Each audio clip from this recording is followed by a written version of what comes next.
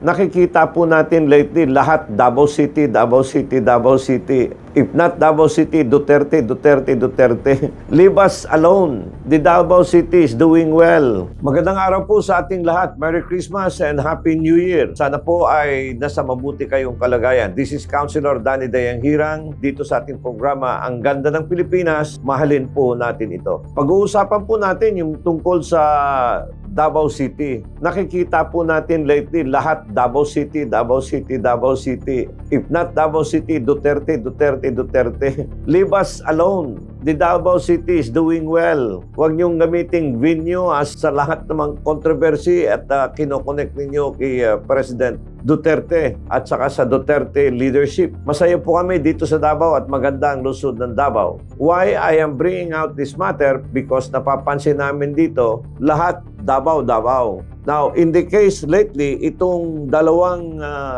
may shooting incident sa Sydney, Australia, sinasabi nilang nandito nakatira pumunta dito yung dalawa, no? Yung shooting, no? Yung accused, Akram, 50 years old, at saka yung anak niya na si Navid Akram, nearly spent a month in Davao City, Philippines. Dumating dito no November 1 at umuwi noong November 28. Pero initially, parang pinapalabas na nandito nag-training. Wala pong training dito. Baka nagbakasyon lang yon.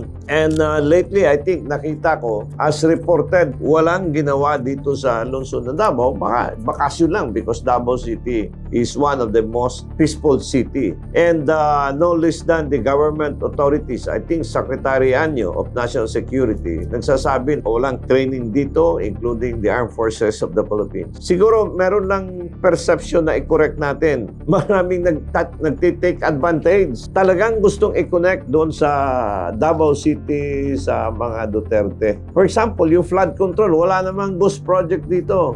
Yung sinasabing Davao Occidental, hindi po yun Davao City. Malayo po yun sa mga Duterte. Ibang probinsya yun. Alam mo yung Davao has provinces. Davao Occidental, Davao Oriental, Davao de Oro, and Davao del Sur.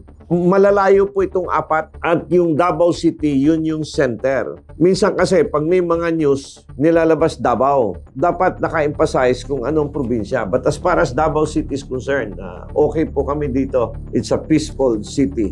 So we just want to correct the impression na Davao po ay maganda and we have to correct. Ayusin talaga natin na hindi Davao City na hindi. Iba po. May Davao Oriental, may Davao del Sur, may Davao del Norte, meron Davao Occidental. Actually, tama si Vice President Sara Duterte. The Duterte is not the problem.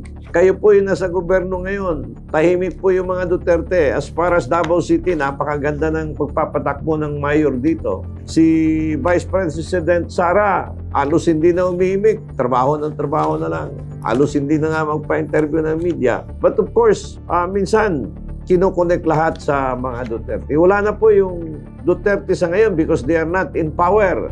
Ang nasa power po ngayon yung presidente at yung vice president ay mag-aantay lang niya kung may mga vacancy. And of course, gumagawa siya ng trabaho. And the same in Davao City. So I hope we leave Davao as it is, as progressive city. Let's stop connecting Davao City na lahat ng incident dito ay Duterte. In fact, argabyado nga yung mga Duterte dahil sa dinala sa ibang bansa na wala man lang ka process. Dito sa Davao, pinili siya na lungsod ng Davao. Ngayon, wala kaming mayor dahil dinala ninyo sa ibang bansa. And I hope we pray na sana po maayos na ito lahat. In governance, unity, fairness, and honesty is very critical with the advent of technology.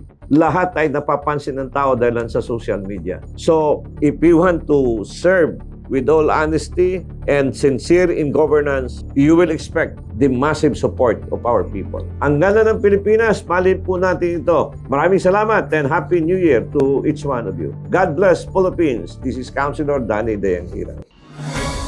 A political analyst, Danny Dayang Hirang, shares his commentaries and analysis on the latest issues.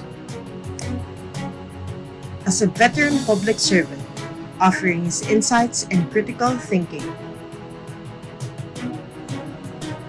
As an educator, he speaks the truth that matters.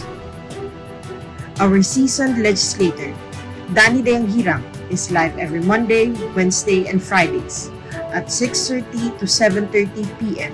via Facebook. Follow us on our social media platforms for more details. Mahalin natin ang Pilipinas.